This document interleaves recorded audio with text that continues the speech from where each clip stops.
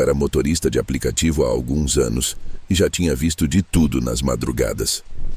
Mas nada se compara ao que aconteceu naquela noite. Era por volta das 2h30 quando aceitei uma corrida em uma área afastada da cidade. O nome do passageiro era Carlos e o ponto de embarque era uma rua escura, sem muita movimentação. Ao chegar lá, vi um homem parado na calçada, vestindo um terno escuro e segurando um pequeno chapéu nas mãos. Parecia um pouco antiquado, mas nada que me chamasse atenção na hora. Ele entrou no carro em silêncio e apenas disse: "Cemitério da Consolação, por favor." Achei estranho alguém querer ir a um cemitério de madrugada, mas não questionei. Liguei o GPS e segui viagem. O percurso foi silencioso. De vez em quando, olhava pelo retrovisor, mas ele mantinha os olhos fixos na janela. Algo nele me deixava inquieto, mas tentei ignorar. Foi então que, no meio do caminho, senti um cheiro forte de terra molhada. Era um cheiro tão intenso que parecia que havia chovido dentro do carro. O desconforto aumentou quando vi que a imagem dele no retrovisor estava estranha. Não conseguia definir direito, mas parecia ligeiramente desfocada, como se ele não estivesse totalmente ali. Faltando poucos metros para o destino, ele finalmente falou algo. Foi aqui que tudo terminou. Senti um arrepio na espinha, mas continuei dirigindo.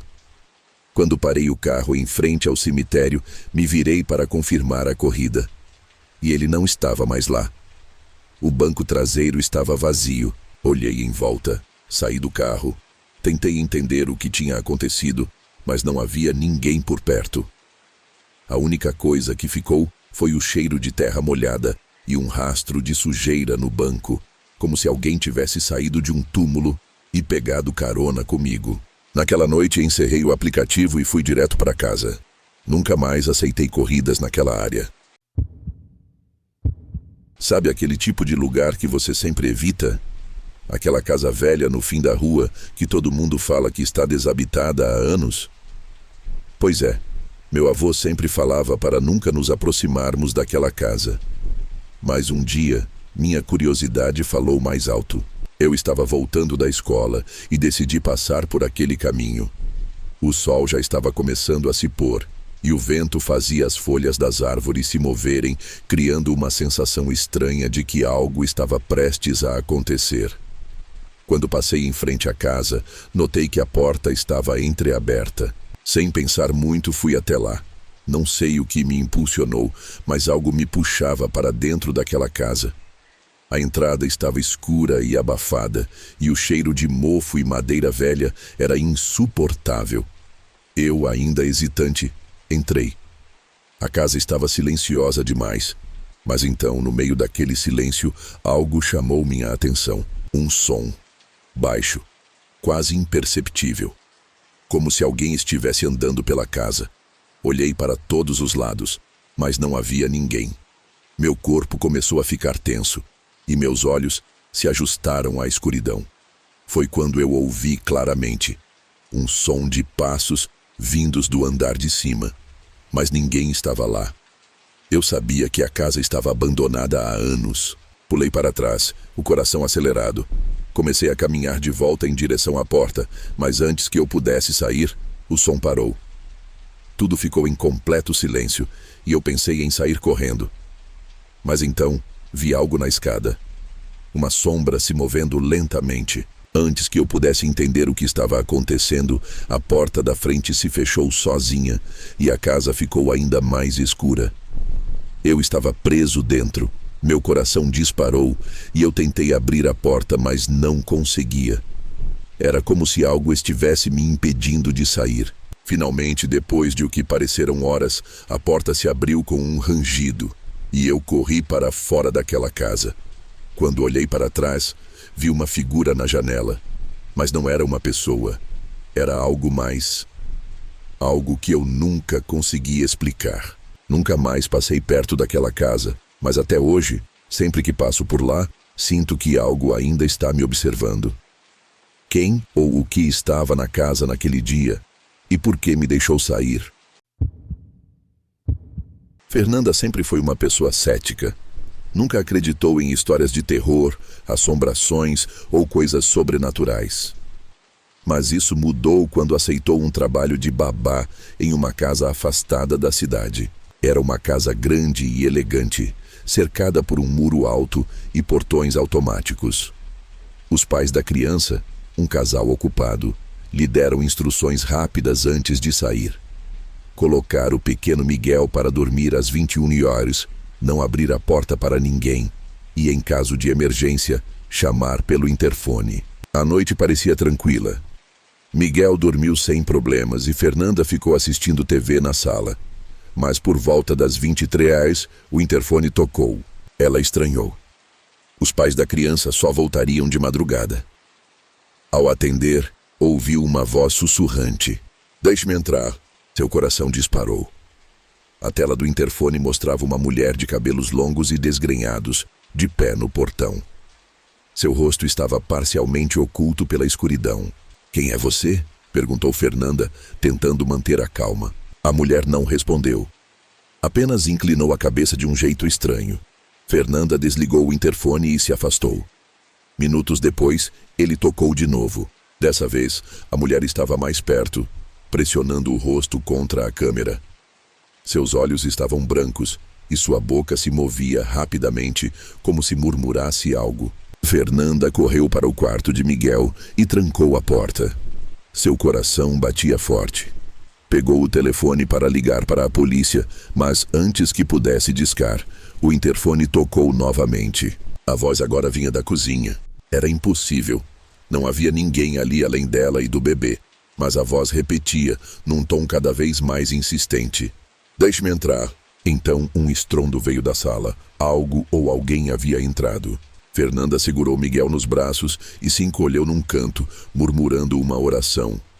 O tempo pareceu se arrastar, até que, do nada, o silêncio tomou conta da casa. Quando os pais chegaram de madrugada, encontraram Fernanda pálida e trêmula, segurando o bebê firmemente. O que quer que tenha tentado entrar naquela noite, conseguiu, mas nunca saiu. Meu tio João sempre foi um homem cético. Passou a vida toda viajando como caminhoneiro e, segundo ele, já viu de tudo nas estradas do Brasil. Mas há uma história que ele nunca conta sem antes acender um cigarro, olhar para os lados e baixar o tom de voz.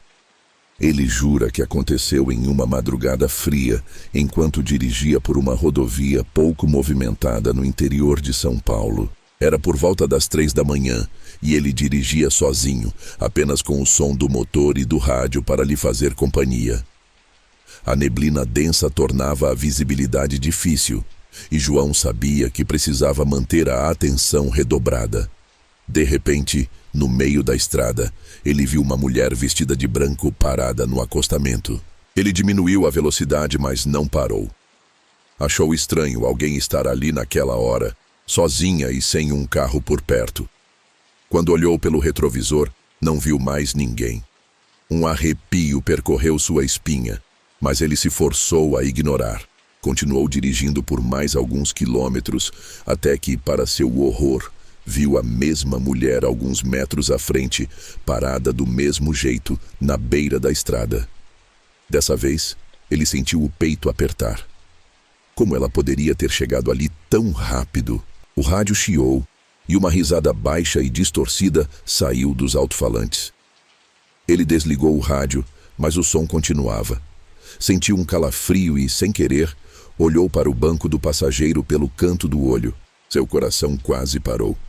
A mulher de branco estava sentada ali, pálida, com olhos fundos e um sorriso estranho no rosto. João pisou fundo no freio, fazendo o caminhão derrapar na pista.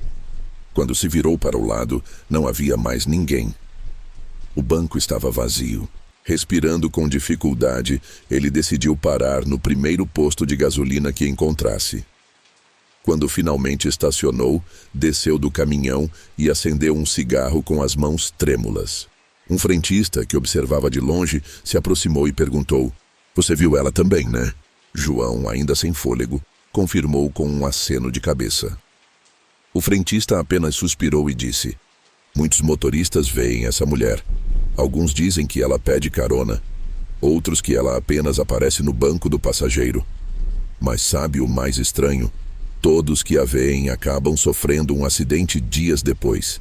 João nunca mais passou por aquela estrada. Até hoje, quando conta essa história, sua voz treme e ele faz questão de dizer: se um dia estiver dirigindo sozinho de madrugada e vir uma mulher de branco na estrada, não pare.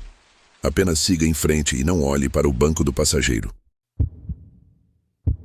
Isso aconteceu com minha tia quando ela era jovem, e até hoje ela se recusa a falar sobre o assunto. Ela tinha acabado de se mudar para um pequeno apartamento no centro da cidade. Era um prédio antigo, com corredores longos e mal iluminados. No primeiro mês, tudo parecia normal, até que ela começou a notar algo estranho. Toda noite, por volta das 3 da manhã, ela ouvia passos no corredor. Não eram passos rápidos, mas lentos, arrastados, como se alguém estivesse caminhando descalço pelo chão frio. No começo achou que fosse algum vizinho chegando tarde do trabalho, mas então percebeu um detalhe perturbador. Os passos nunca iam até o final do corredor. Eles paravam bem em frente à porta dela e ficavam ali. Ela começou a trancar todas as fechaduras e colocar cadeiras contra a porta só para se sentir mais segura. Mas uma noite, algo pior aconteceu. Ela acordou com a sensação de que estava sendo observada. Quando abriu os olhos, viu uma sombra parada na entrada do quarto. Era um homem alto, de terno preto. O rosto estava coberto pela escuridão, mas ela sentia que ele a olhava fixamente. O medo a paralisou. Ela queria gritar, mas não conseguia. Sentia o ar ficando pesado, o quarto mais frio. O homem não se movia. Apenas estava ali, esperando. Então, do nada, ele desapareceu. Na manhã seguinte, ela decidiu sair do apartamento. Quando contou para o porteiro, ele ficou pálido. "Moça, você está no apartamento 302?" Ela confirmou. O último morador. Ele se enforcou no corredor, bem na frente da sua porta. Minha tia nunca mais voltou lá. E até hoje, sempre que ela dorme sozinha, deixa a luz do corredor acesa.